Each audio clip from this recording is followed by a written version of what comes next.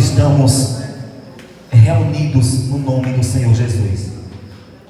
Quando a Bíblia diz que quando o povo de Deus se reúne, se tiverem duas pessoas com o mesmo pensamento, voltados para Deus, Ele se fará presente. A Bíblia não mente, ela não é falha, ela tem uma veracidade concreta. Quando duas pessoas se unirem no mesmo pensamento, sim, Deus se fará presente. Amém? É nessa força, nessa esperança de que nós sabemos da real presença de Deus, que o Senhor nessa noite separou para si cada um de vocês. Eu só gostaria, antes de eu convidar o convidado nessa noite, o entrevistado, que você olhasse para a pessoa que está ao seu lado e dissesse assim: você foi escolhido por Deus para estar aqui. Diga para ele: você foi escolhido por Deus para estar aqui. Não tenha dúvida disso. Você foi escolhido entre tantas pessoas. Isso não faz cada um de nós melhor do que ninguém. Mas diga uma coisa, eu tenho certeza nessa noite: vocês foram escolhidos por Deus para estar aqui. Amém? Eu quero convidar também uma pessoa que foi escolhida por Deus para estar aqui nessa noite, para que a gente possa prosseguir com o nosso quadro. Meu amigo, meu irmão em Cristo, Paulinho, assim conhecido. Vem para cá para a gente conversar um pouco, para que as pessoas conheçam mais um pouco sobre.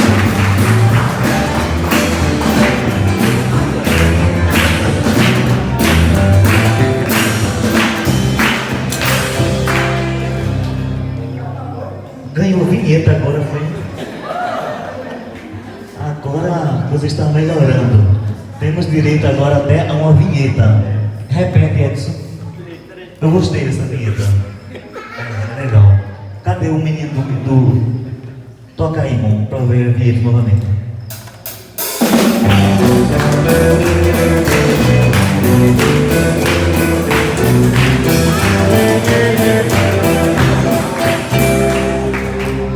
Ficou muito bom, ficou bom. Ficou bom, parabéns. Deus abençoe cada um de vocês. Nós vamos falar um pouco hoje aqui, para esse momento. Na verdade é um bate-papo, Paulinho, é uma conversa aí. Eu acredito que nós vamos aprendendo, nós vamos ao mesmo tempo compartilhando o conhecimento. Produção, traz o microfone aqui para... Pronto, testa aí para ver se está. Oi, som 2. Ah, ótimo. Sim. Então, na verdade, nós vamos ter um bate-papo onde, com esses temas que nós vamos abordar, eu achei propício trazer isso à tona, porque uma das coisas que eu não digo que tem me preocupado, mas uma das coisas que eu tenho ouvido muito com pessoas, eu também trabalho com gente, com pessoas, e aí eu tenho ouvido muito um tema, Paulinho, que eu achei propício trazer para nós nesta noite. E um dos temas para o nosso bate-papo, eu acredito que muitos dos jovens, ou muitos que estão aqui, já ouviram falar sobre isso. Se não ouviram, nós vamos conhecer agora um pouco a luz da palavra de Deus. Nosso primeiro momento, como sempre, alguns que estão aqui talvez não me conheçam, e eu queria que você falasse um pouco de você, na verdade, em rápidos momentos, que a produção, o diretor do programa aqui, ele colocou um ponto no meu ouvido, eu já falo isso sempre. Aí ele fica assim, 5, 6, 10. Em rápidos momentos, eu gostaria que você falasse um pouco quem é Paulinho, se faz parte de alguma igreja, se está ligado diretamente a alguma igreja, enfim, fique à vontade.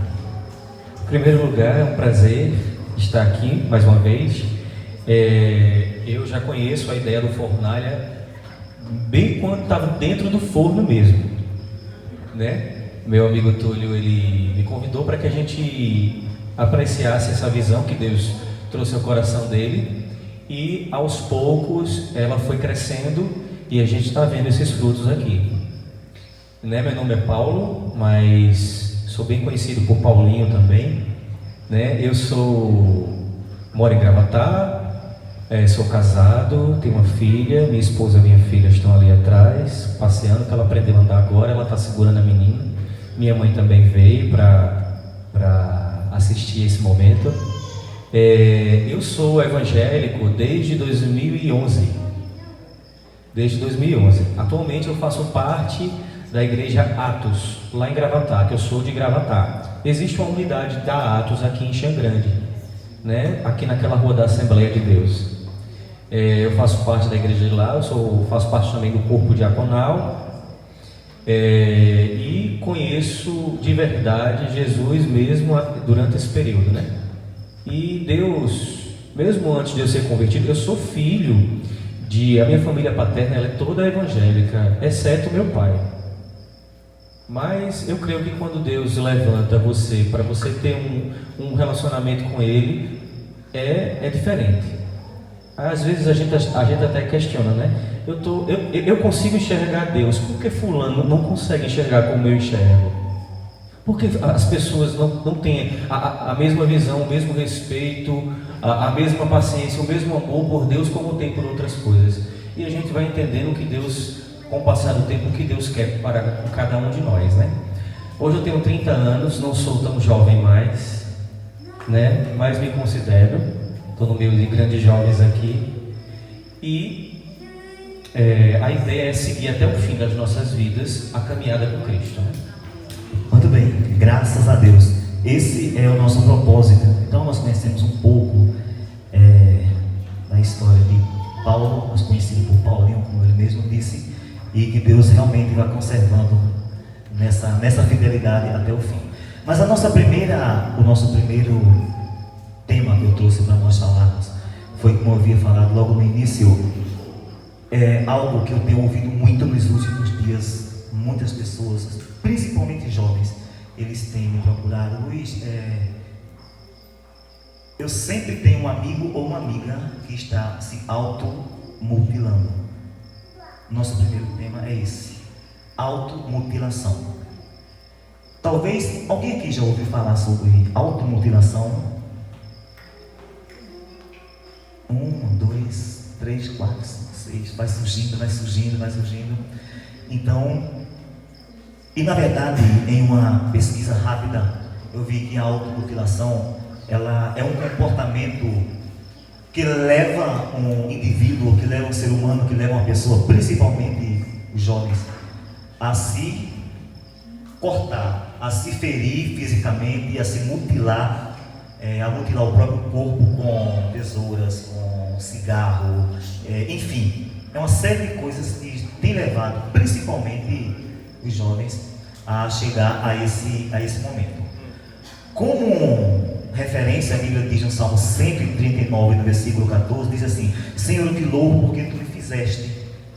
Então, uma vez que a Bíblia diz Senhor, eu te louvo porque tu me fizeste, eu devo louvar o Senhor, e a própria Bíblia diz que eu, você, nós somos templo e morada do Espírito Santo de Deus. Então, na verdade, o meu questionamento que a gente quer saber é qual a tua opinião a respeito de um tema tão real que nós temos enfrentado agora na sociedade sobre essa questão de automutilação. Como a gente está no meio de muitos jovens, a palavra de Deus também ela fala que eu vos escrevi jovens porque sois fortes, né? A gente entende que os jovens eles possuem uma força diferente das pessoas que já caminharam. E por que os jovens têm tanta força e passam por situações como essa? A gente está analisando cientificamente, psicologicamente, nós vivemos uma sociedade que cobra muito da gente. A gente que é adulto, a gente que já passou por muitas coisas, eu acho que a gente sabe lidar melhor com as coisas. Um jovem, ele é como se ele achasse que a vida dele fosse limitada àquele ciclo.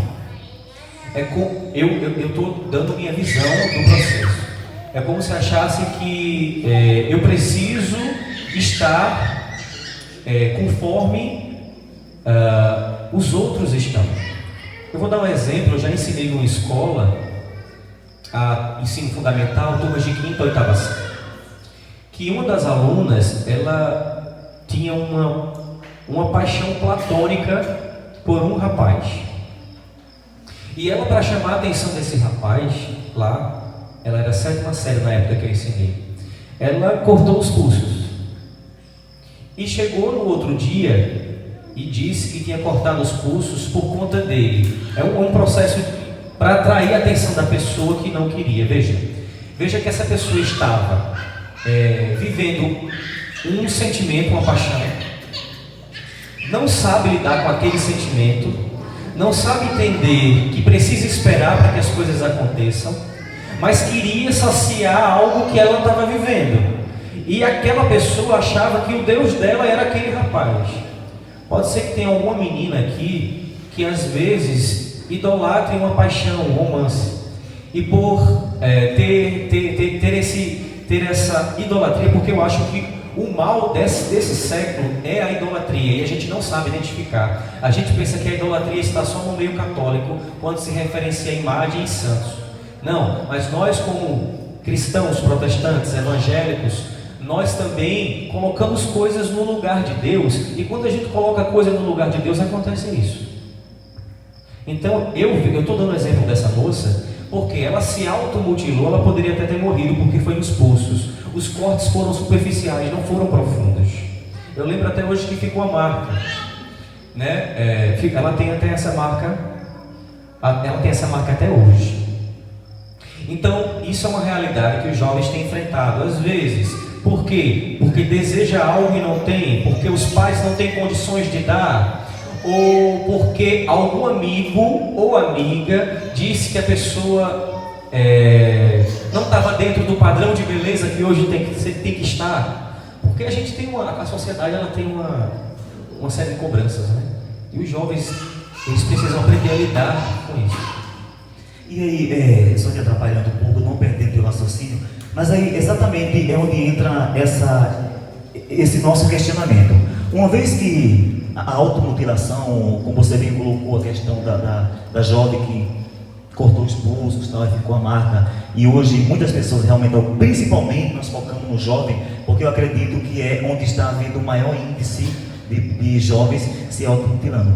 Então, qual seria eu não digo a solução, mas qual seria o caminho? Seria um trabalho contínuo voltado na escola? Seria uma estrutura familiar tendo uma base mais sólida em relação ao comportamento familiar? Qual seria o caminho, a estratégia para que esses jovens não verem por esse caminho? Qual seria a solução? Mas assim, Luiz, minha opinião é essa. Eu acho que você pontuou 3 coisas interessantes: a base familiar, a escola, e tem mais um ponto que a gente precisa acrescentar, que tem contribuído para manter esses jovens equilibrados, que é a igreja. A igreja hoje, ela tem feito um papel de Estado que o próprio Estado não tem feito. A igreja abraça, a igreja recebe, a igreja cuida, a igreja trata. Então, existem coisas, pela igreja estar constantemente derramada sobre a palavra, às vezes a estrutura familiar não está derramada sobre a Bíblia.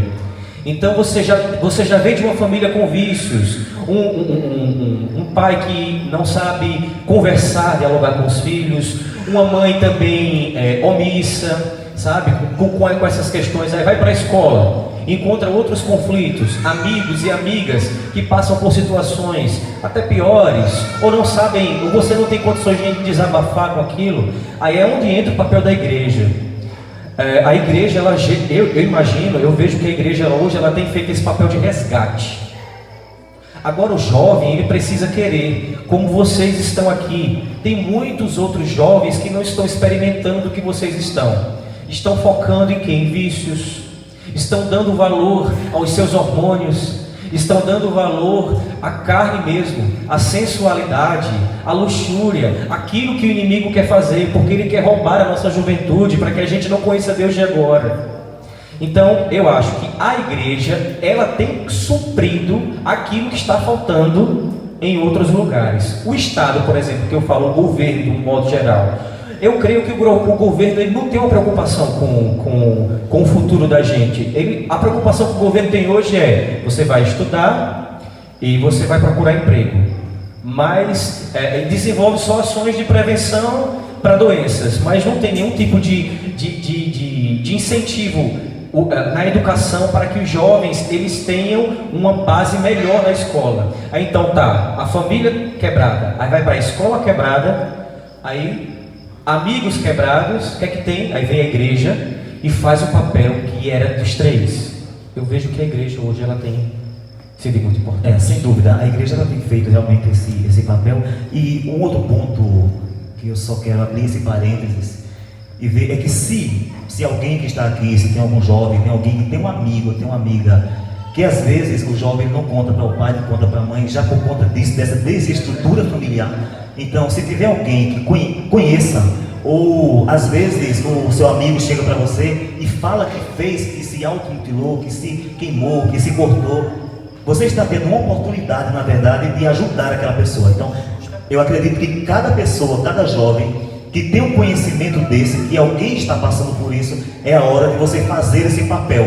Porque se ele contou para você, é porque ele não está contando às vezes em casa. E se ele não vai contar em casa, está contando contigo. Então é a hora da sociedade, eu acredito, reagir. É como você disse, o Estado não está cumprindo literalmente 100% com o papel. A família fica desestruturada e aí é onde acontece. Eu trabalho com alguns jovens e eu tenho percebido que durante a semana que esses jovens passam na escola, em uma determinada escola, no nosso município, ele chega para mim e diz assim: eu estou cansado, eu não aguento mais ir para a escola, para mim só tem uma alegria, que é quando eu estou saindo e eu vejo que aquela mente está cansada. Na verdade é como se não estivesse havendo mais prazer em ir para a escola, por conta disso, porque não se encontra, não estou aqui criticando a educação, longe de mim. Educação eu acredito que é o fundamento, mas como você bem colocou, está precisando passar por um resgate. Ela está quase na UTI. Se tiver alguém aí da educação e quiser fazer alguma coisa comigo, deixa para fora. Ô Luiz, o que eu acho interessante também nesse ponto é que, veja, quando uma pessoa está em Deus, ela não passa tanto por esses conflitos, e quando passa, ela tem onde se apoiar, ela sabe lidar, ela sabe procurar ajuda. Essas pessoas precisam procurar ajuda. Então eu acho que todo mundo que está aqui, todos os jovens que estão presentes nesse encontro de hoje, através dessa abordagem que você trouxe, que é realmente presente, né, no meio, é um momento de resgate mesmo, de não deixar essas pessoas pensarem até em suicídio, né, porque pode chegar até nesse processo. Quantas pessoas não passam por isso? O espírito de morte assombra muita gente, a gente não tem ideia do que a pessoa está vivendo, dos conflitos internos. Às vezes é uma besteira, mas para aquela pessoa aquilo é o fim do mundo.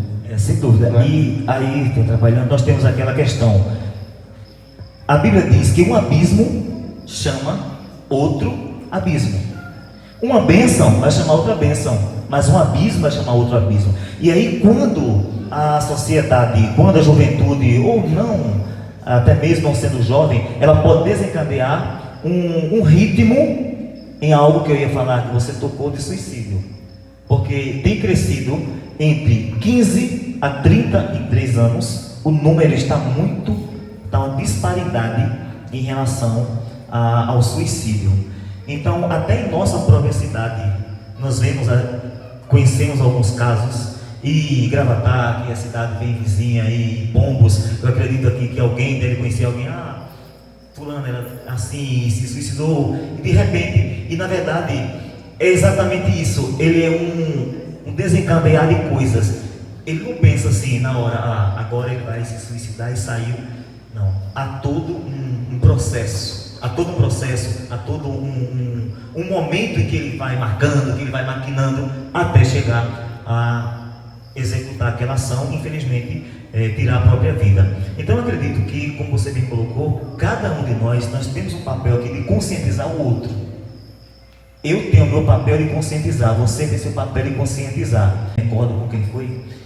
Que uma certa vez um pai chegou para a criança e perguntou assim, não perguntou para a criança o que foi que ele aprendeu na escola, perguntou para a criança o que é que ele tem para ensinar para ele.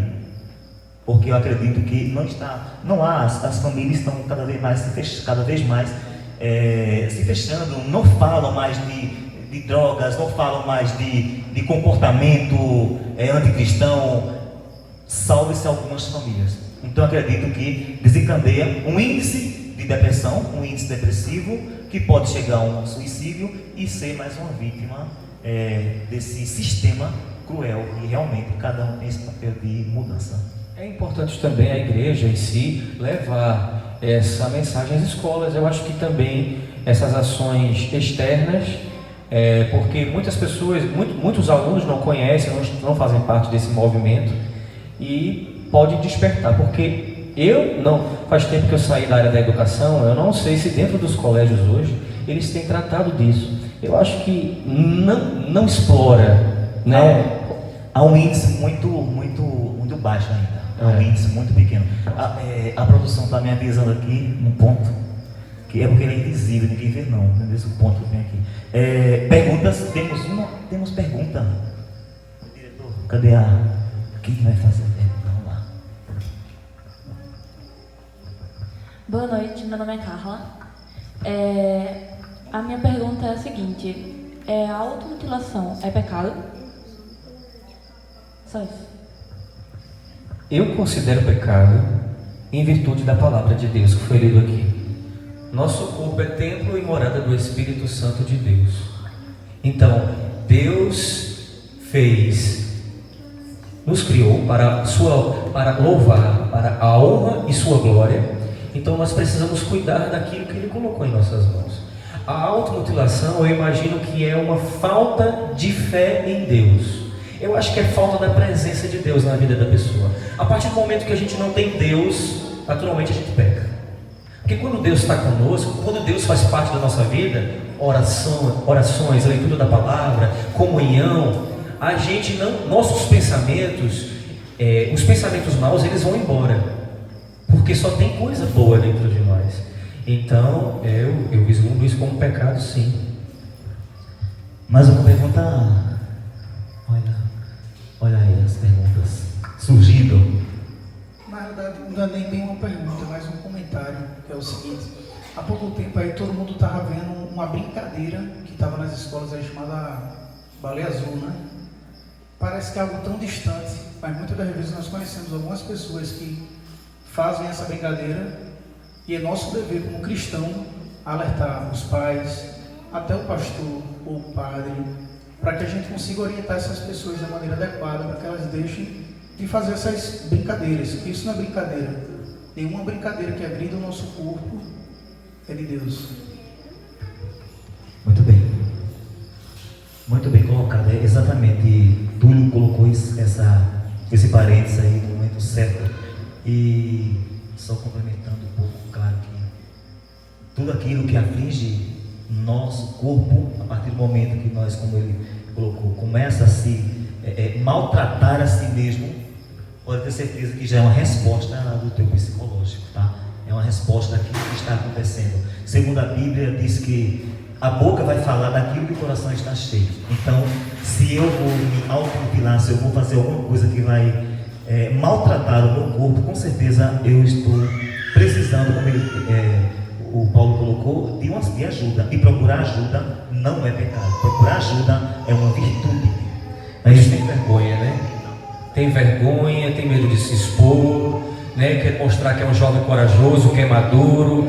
A maturidade, ela surge quando a gente reconhece os nossos erros e procura corrigi-los. Então a gente precisa realmente enfrentar aquilo que a gente está vivendo para a gente se curar. Porque a cura tem que ser de mente e de espírito. Exatamente.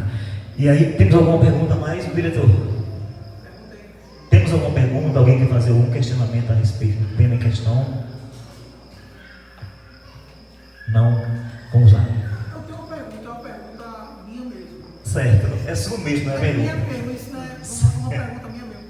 O que fazer? Existem algumas seitas, algumas religiões, que não são religiões, são seitas, que as pessoas, elas de fato, se autoflagelam. Inclusive eu tenho uma pessoa no meu trabalho que ela tem os braços todos cortados. E às vezes eu fico com aquela interrogação, em que momento é adequado tocar no assunto? Porque você vê uma pessoa toda cortada, você vê que há algo errado com aquilo ali. Mas como chegar nessa pessoa para tocar no assunto e conseguir transformar a mente dela? Fica aí com o mestre. Eu lembro da passagem de Paulo, que ele disse que para se comunicar com os loucos, ele se fez de louco também, né? Eu acho que para poder a gente chegar em pessoas que pensam totalmente diferente da gente, a gente precisa, a princípio, tentar concordar com as visões que ela tem para você poder chegar nela. Eu vejo assim, é como se fosse, ela não abriu a porta para você, mas você vai fazer ela abrir sem ela perceber. Aí a partir do momento que você entrar, você pode fazer a situação, conversar, dialogar, mostrar o que você vive, não impor a ela a mudança, sabe? Porque a pessoa em si, ela vai começando a abrir os olhos. Eu vejo assim. Só complementando, a pergunta foi direcionada ao nosso entrevistado, né? Mas aí a Bíblia diz que nós precisamos se fazer de fraco para ganhar o fraco. E que Jesus sentou com os pecadores, e aquelas pessoas começaram a criticar a Jesus porque ele havia sentado com os pecadores para comer com os pecadores. E aí Jesus disse que veio exatamente para os pecadores. Estava entre os pecadores, porém não vivia pecando. Então ele se faz, nós devemos, na minha opinião, se fazer de fraco naquele momento, como se, por exemplo, achei interessante isso, eu estou vendo aí no teu braço, sei lá, até num tom assim, para você abrir a porta. E com certeza a pessoa vai dizer assim, isso aqui, você vai abrir uma porta, Deus vai dar uma sabedoria no momento, mas eu acredito que a melhor forma é você se fazer de fraco para chegar até lá. A partir daí, o decorrer da conversa vai depender muito do espaço que a pessoa vai dar. Mas no momento, eu faria dessa forma, eu me faria de fraco para tentar ganhá-lo. Acredito que por aí a gente iria. Tem uma pergunta aqui. Para Paulinho. Paulinho, no meio que nós cristãos estamos vivendo hoje, não está sendo fácil permanecer, mas sabemos que o nosso foco sempre é Jesus Cristo. Amém? Para quem ainda não é cristão totalmente entregue a Jesus Cristo, para quem não é ainda, o que você traria para os novatos, para aqueles que querem decidir hoje a ter uma nova vida, caminhar com Jesus? O que você traria para o jovem hoje a tomar essa decisão hoje? O que você diria? Para poder a gente chegar a Deus, a gente precisa conhecer. A gente não ama, a gente não respeita, a gente não admira quem a gente não conhece. Então, uma pessoa que não conhece Jesus, mas conhece Almir, ela precisa conhecer Jesus. Até então ela só conhece Almir. E como é que ela vai conhecer Jesus? Através da leitura da palavra. Porque Deus, ele se revela aqui para a gente. Mas a pessoa, a princípio, ela não tem familiaridade com isso.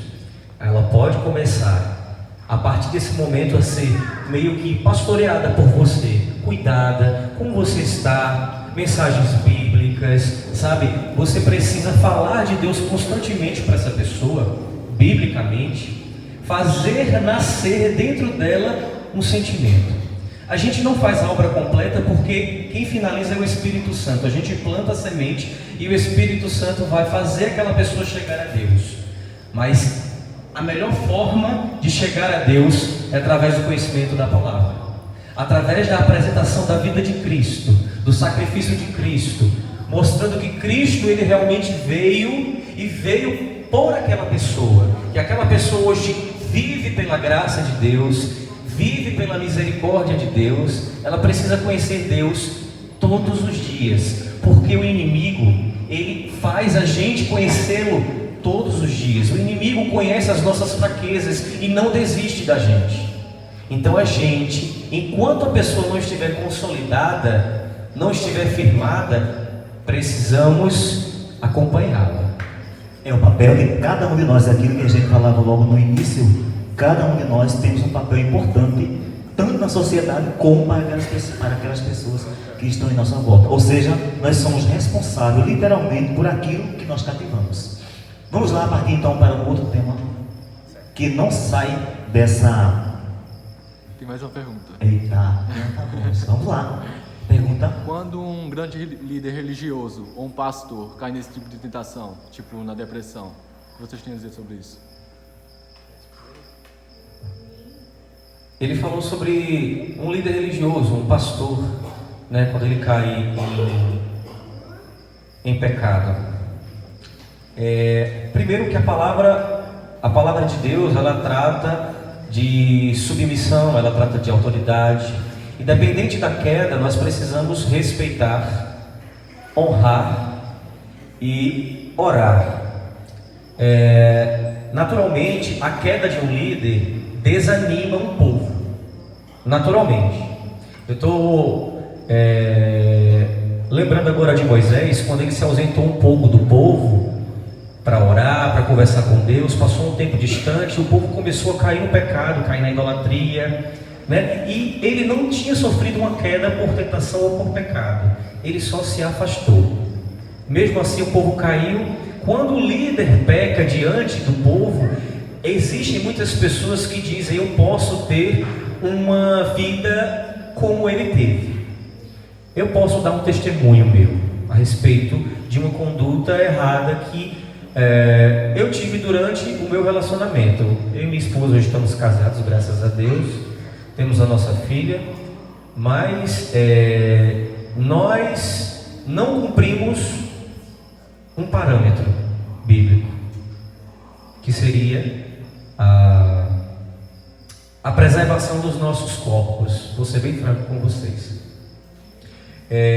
Não respeitamos esse passo. E eu, na igreja que eu estou, um testemunho pessoal mesmo, eu lidero 2 grupos, eu estou à frente de 2 grupos. Como lidar com eles diante da minha queda? Eu, como líder, sofri essa queda. Nós sofremos essa queda. Mas, diante de Deus, nós estávamos errados. O que aconteceu? Nós nos levantamos em arrependimento, resolvemos os nossos problemas e pedimos perdão e nos reconciliamos com a congregação. E eu disse para os meus liderados, eu disse: a minha atitude não é uma atitude para exemplo. O exemplo é o arrependimento, que é o que Cristo trouxe para todos nós, que nós nos arrependêssemos. Essa é a mensagem, arrependimento. Nós não temos poder de estar julgando uma pessoa. Se você deixar de estar na presença de Deus porque o seu líder ou um líder pecou, você nunca esteve em Deus. Você esteve nesse líder. Porque quem está em Deus não se enfraquece com a queda do seu líder ou do homem. Então, o pecado de Luiz não é uma referência para eu também querer pecar. Se eu estou usando ele como desculpa, é porque o pecado já estava em mim.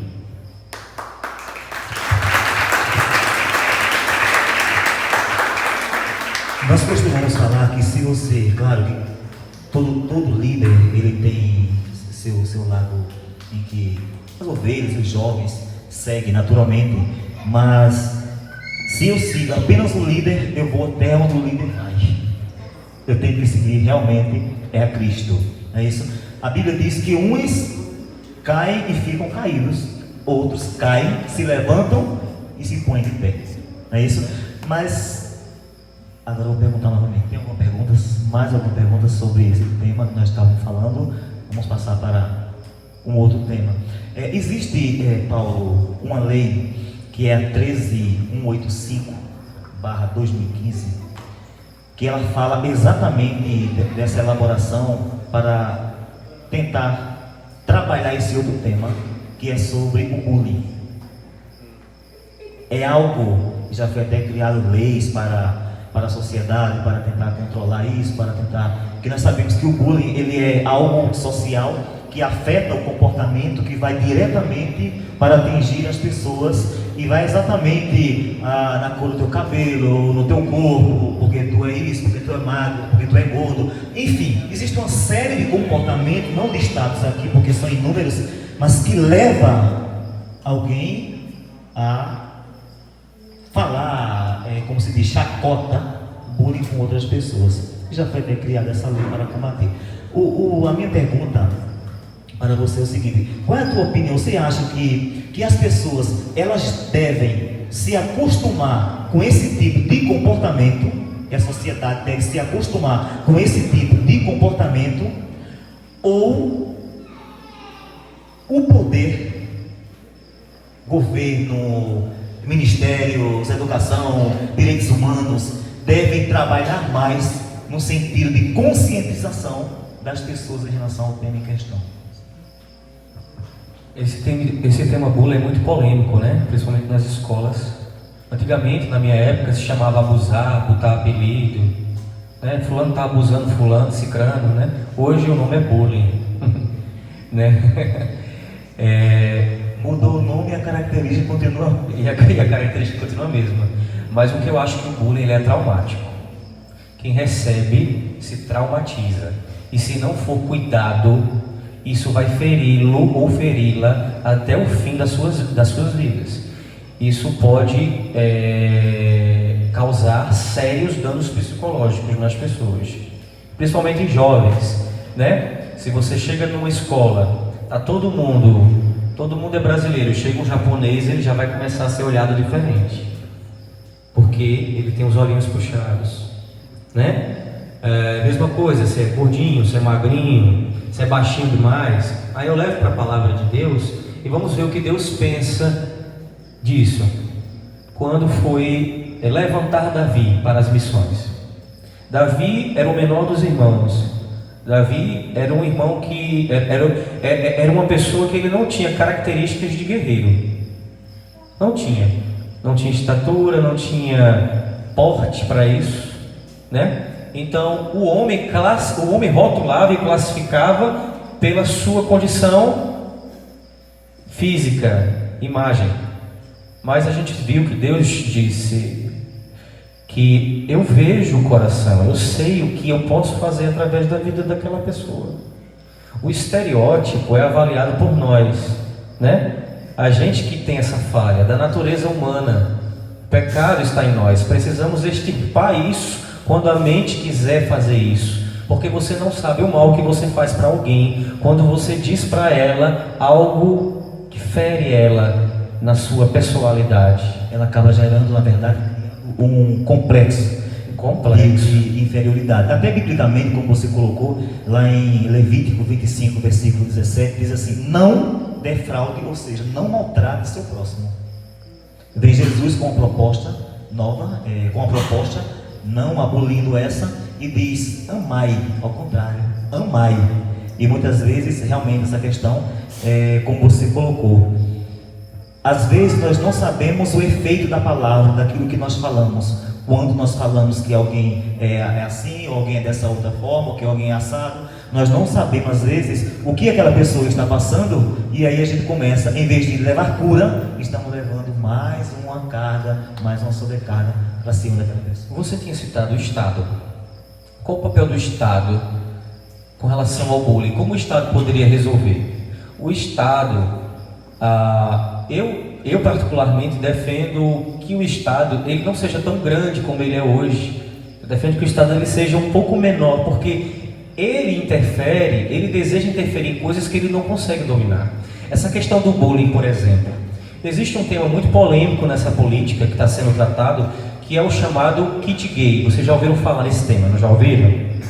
O que acontece? Por que foi criado isso? Eu estava assistindo um pouco sobre esse tema, e eu vi um depoimento do deputado federal Jean Willis, acho que vocês sabem quem é, que ele disse que o kit ele é importante porque ele ajuda a combater o bullying. Como assim? Aí ele disse: porque a criança ela vai entender que se um menino tem um jeitinho de menina, que se a menina ela não gosta de fazer isso, ela gosta de jogar futebol, aquilo é uma coisa totalmente normal. E não vai ter entre eles uma cobrança de postura, isso a nível de sexualidade, porque existe o bullying da sexualidade.